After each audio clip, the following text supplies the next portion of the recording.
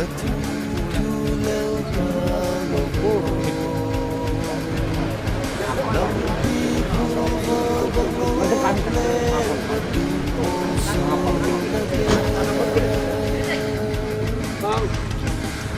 siêu in lại đã giam hăng đã thâu cao sống trình lệ na mơ hầm lệ mơ mơ hầm ô cuộc yêu của mơ dì sông linh tôi đi gió đã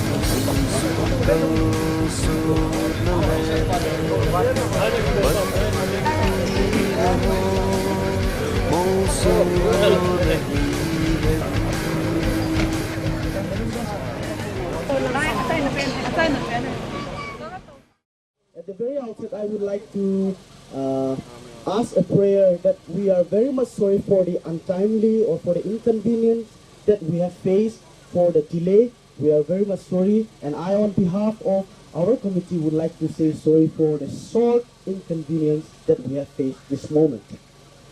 First of all, I would like to ask our chief guest, respected Sri M. Okendro, Honorable Minister Education CF and PDS, Governor of Manipur, to come forward and unveil this for us.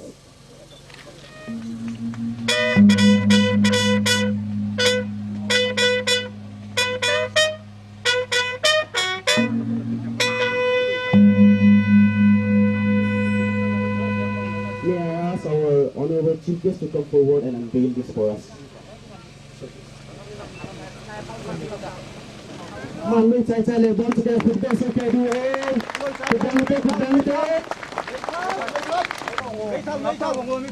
Mipun kading kata ko ni.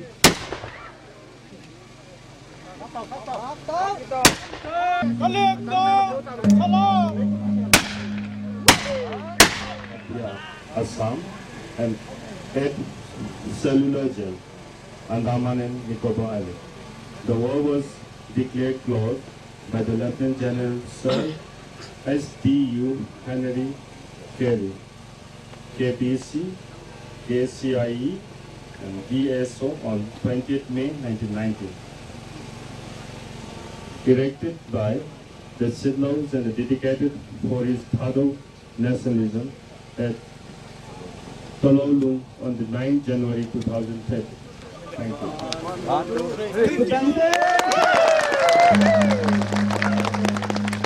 Now for the dedication prayer, I would like to request Reverend S.L. Hampton, Pastor, to come forward and lead us in dedication prayer. Let us rejoice and be glad in it. The Lord is God, and He has made His right sign upon us.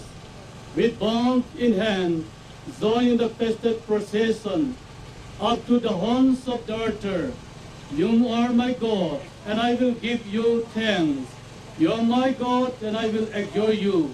Give thanks to the Lord, for His good, His love endures forever. Bible theme simlo now, patinin patebo pitao hen. Nebuchadnezzar kanglai jin, Nebuchadnezzar lengpan, amalimin statue sang ta na tungin, tunin ni honzong ipu ipaw, pukotin tang Kilkhong, edjing na song itungawin. Babylon gama song kitunga, mihon ahobang wa, holding bang ahipoy. Illa hichis song, hichis statue imulay 7. Eho nammi tezo sedinga, kipun kanale kilung set na, kingay lud na. Hichibiltis gal na sarkoma, so kitan ta chilha tezo se, kipun kanna. Song hidingin, apa atsa, tagaw ting patiminin, han do ai tai ta ka pon do he pathin pathe bo pi ta ta te ei ngai lu ka pau thieng ta mai ka pathin tuni ni ko phat pha nei pe vien epa ka gam sunga pathe Jesu Krista yung puminin kong taw ni hi amen suti ai ye chun hichi pu Kilkhong het jing na hichi stay chu itu no hi koi tamang ham khanin hello wa su se koi se umle ngai dam chang hen ama wang em se la sum sel ji a hichi su se la koi se umai le chung pathe ipa pathe ni a chung thu tan hen ta ha sil na kan etai pathe nin pathe bo pi taw hen Minister IFCD, Printing and Statistic Government of Manipur, followed by Pu Langban Chan, Prithviraj, Honorable Parliamentary Secretary, Youth Affairs and Sports Government of SC, and SC, Science and Technology Government of Manipur. I also ask to see Dongwell to come forward and garland this for us. To Thangkulen Zampi Pandong, Ungkal Sutu and Lang, Pabu Ngopi Leo, Pau Minti. And I also ask our Konoma teams, Uncle Robilato, to come forward and garland this for us.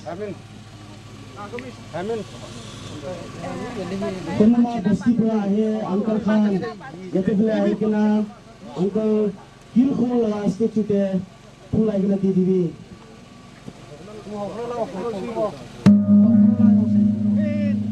Raunta Puhol Pulang, Amando Humbo Pilen, Paminte.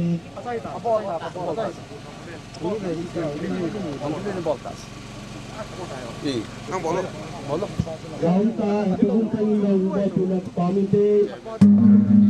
Chairman Committee.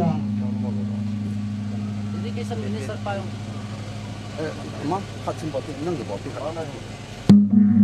Atele Kim po ay panpupu Kalkula Mindong Humbo Pilen, Paminte.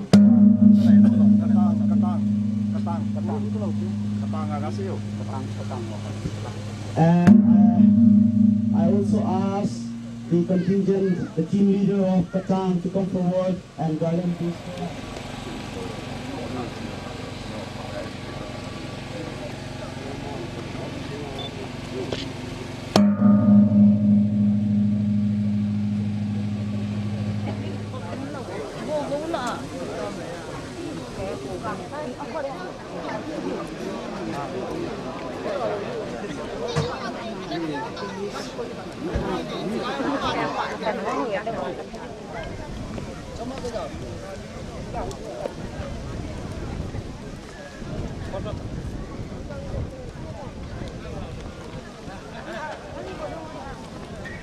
Asa wachu koi nung na lawa asa wachu ama hi hon na pi to lai de atela lai lim kilokan lai koi di hi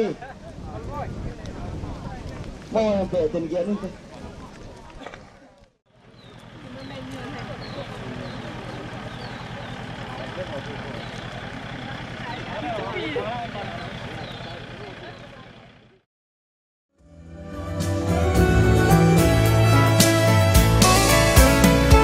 Hozin nagama kalen lain nay umpi zingin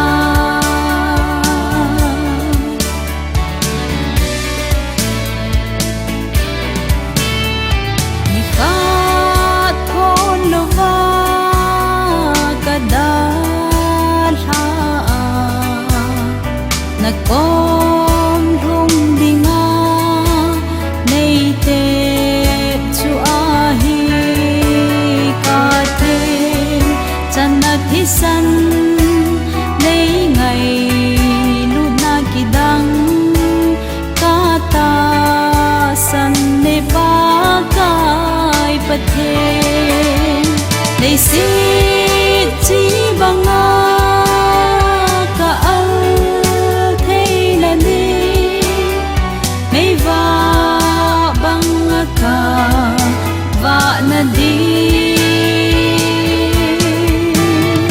ka hin na nangin nei hin mang zingin ka hin na ka hin pe pa ka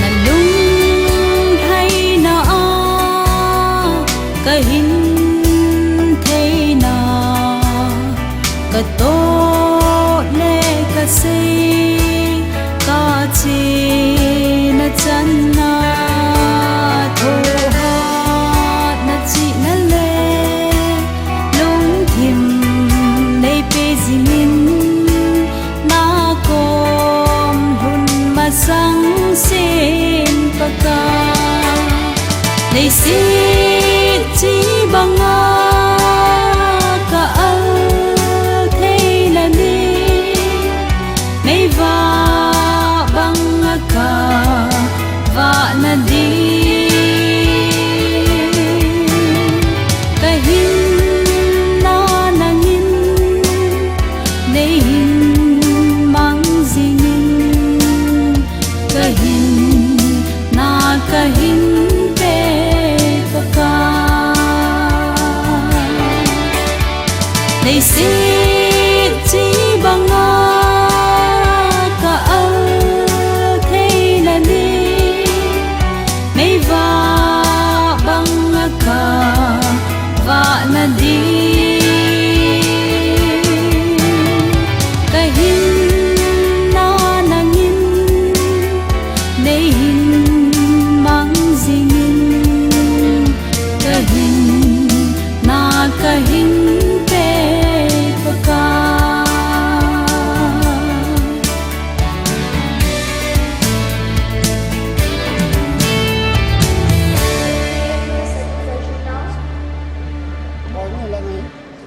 Let us begin with a theme song by Pastor Let Come Siflo and Party.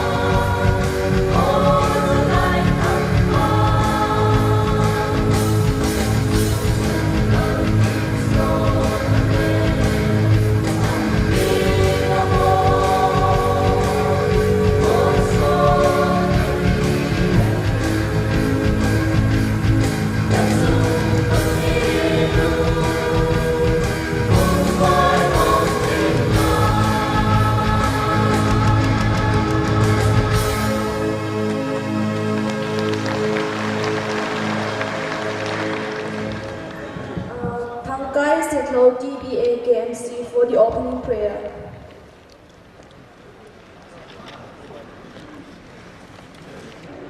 Ai lu the song pena ingai lu kapau pathi tuni kitini khoi tanang ma nei mu saka hepa heta cha pu Kilkhong pakai heta cha statue ama geldo na kathil gon te ho ka program te ho second session dia pakai che theidinga nang ma dam nala pha ne pe je win ki pa chu sen na min lo pi ka thangwa ne he.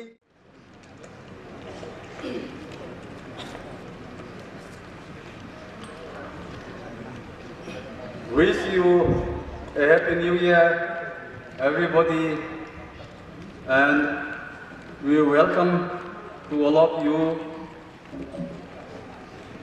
I would like to introduce VIPs. First of all, chief guest.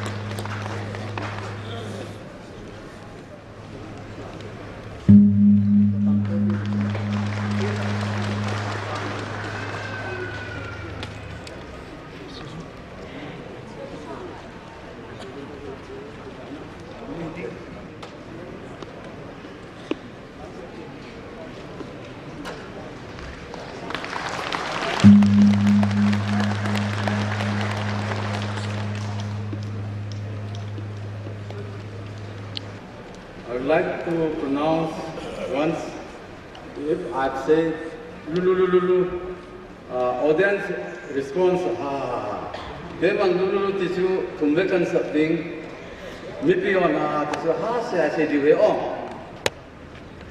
lulu. Please loudly. Lulu. Thank you very much. We have done with the introductory speech and the presentation as well. Once again, let us give a warm welcome to our team Konoma. Now we will have a welcome speech by Reverend V. Signo, Chairman, FC KMCC.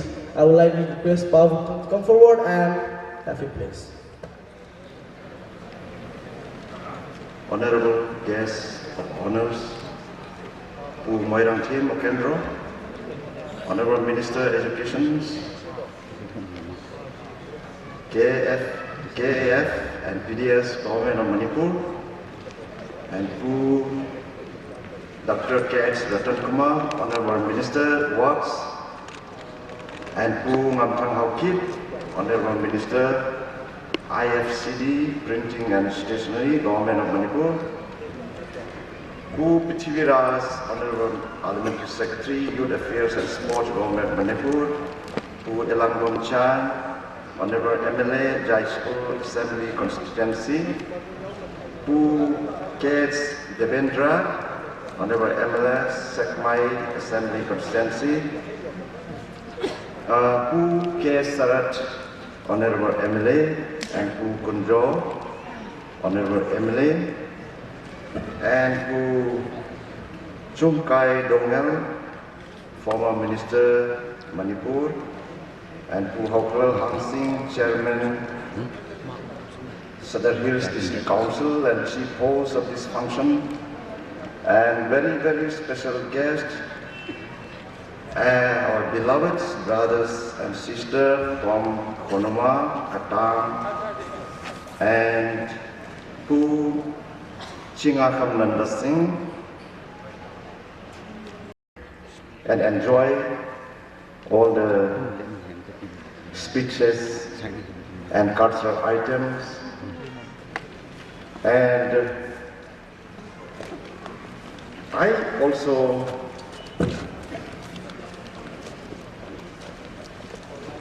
want to extend my warmest welcome to friends who came from other states and different parts of our country.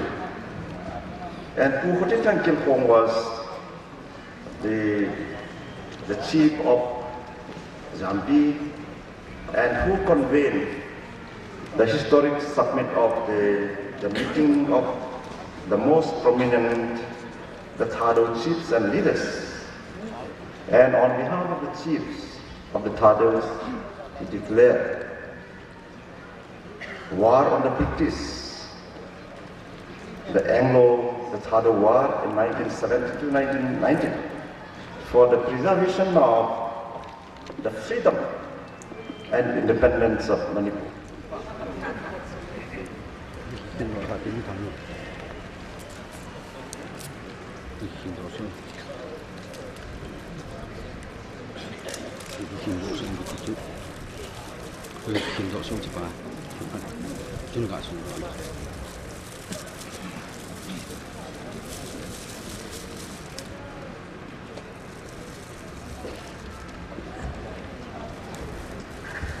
I wish Pu Kilkhong Memorial Celebration Souvenir.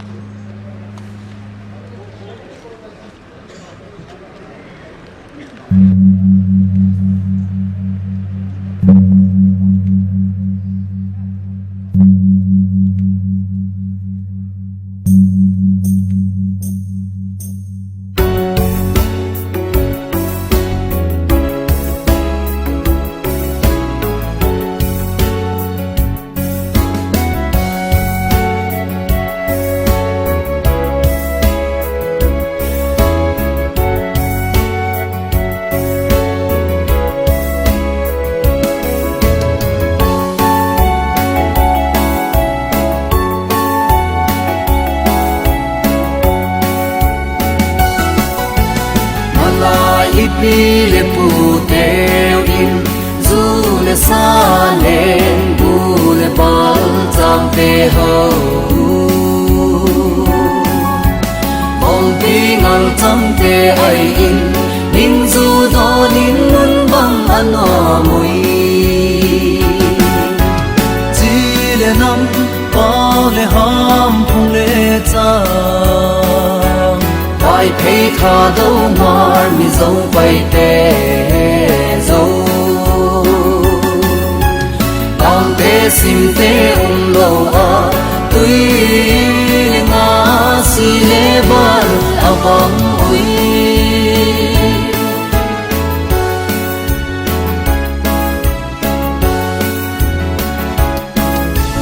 tu lại ác hăng thật nề hồ hin le tang ho ti le nam ki khen hi ki me he đâu bo in hin hoa mang in đâu ga i so dấu ta ti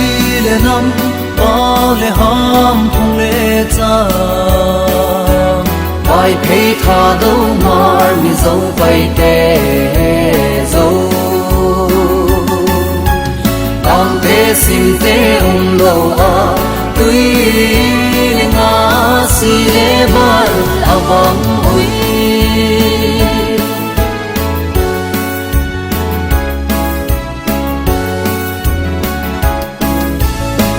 lời không thang tên ngày tua un nu le pa te pi le pu chi le nam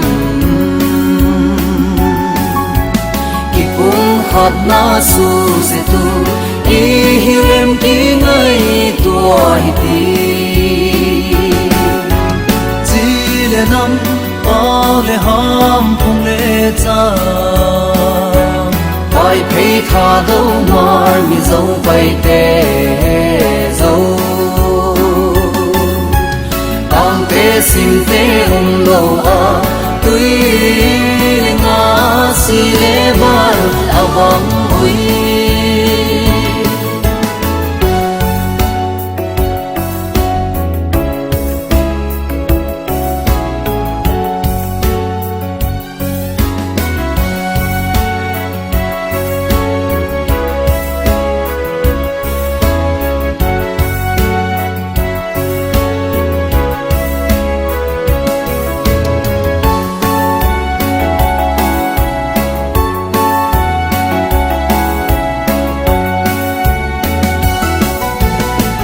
vì nan ki som dol tua in lung ki tua in sem ko ma bang ko mi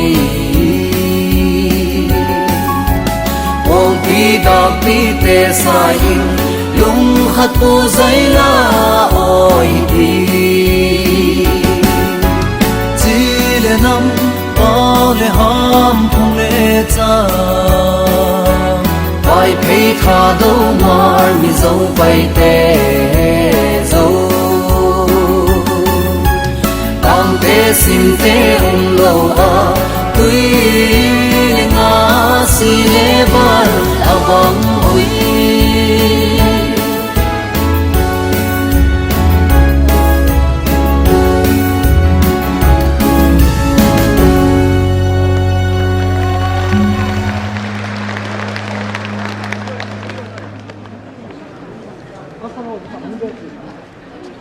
I give my due respect and honor to our chief guests, guests of honor,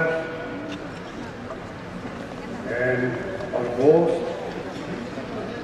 and our friends from Kuluma, Khatan, and all our brothers and sisters gathered together here. Let me go ahead with the brief history of Kilkhong Kilkhong.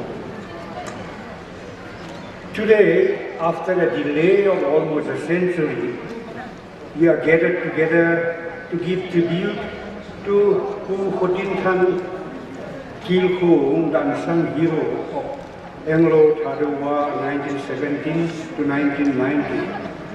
A great man known for his valor, statesmanship and tactfulness.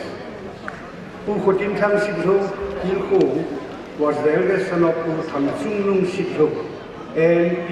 Neng Pihing Sitho, Chief of Zampi Vilekoku, Chief of Jasa, and the Kupulho of Tianzhou, and Deputy Commander-in-Chief at Chinga Khambasana Chagoshi.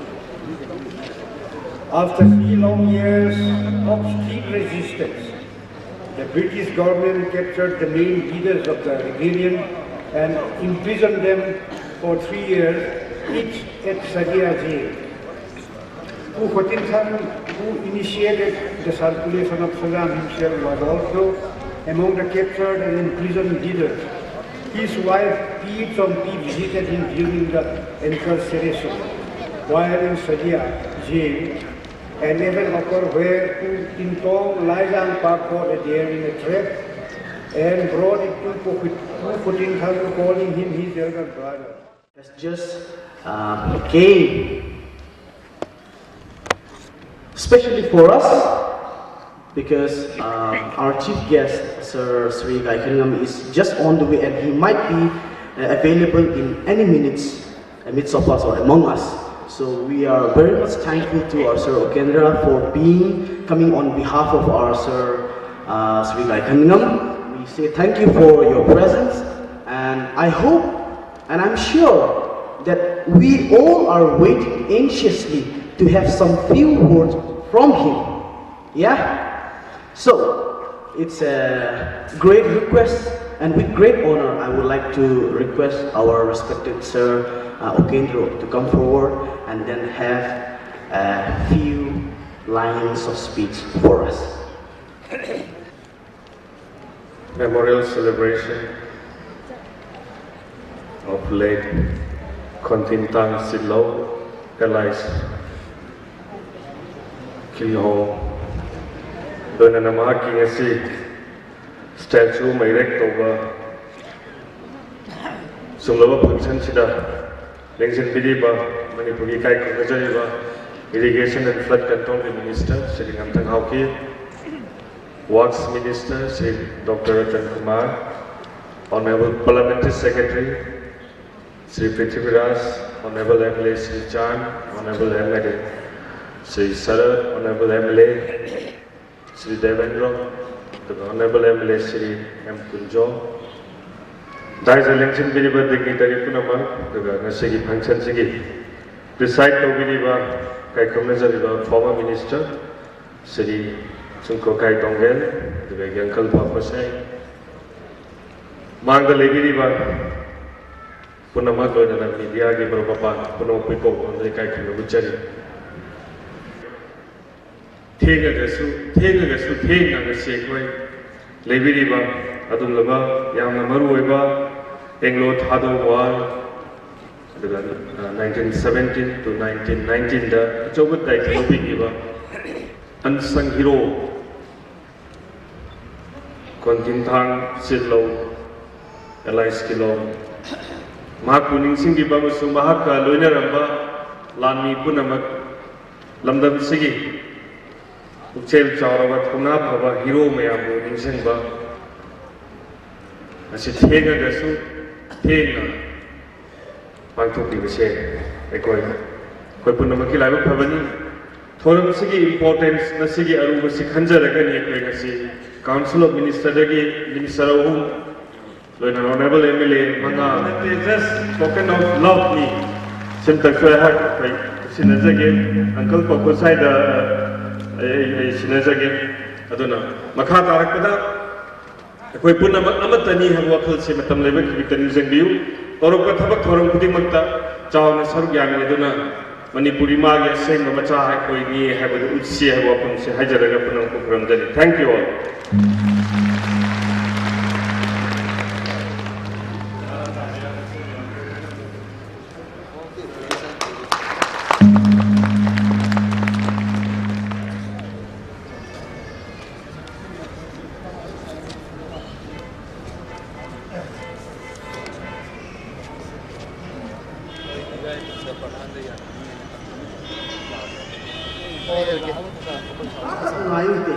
Duet song in praise of unsung Thado war heroes by P. Hatnu and P.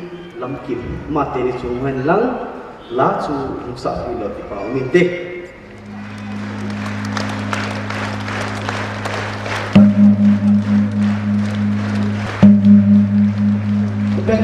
Bengalite.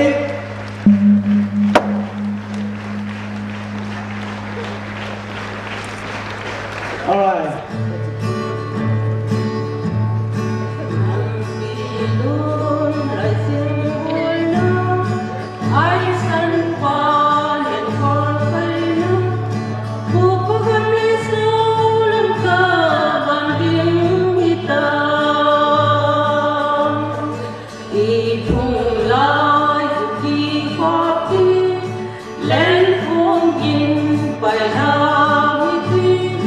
Nam pilih kong pilih mengun dalam hati.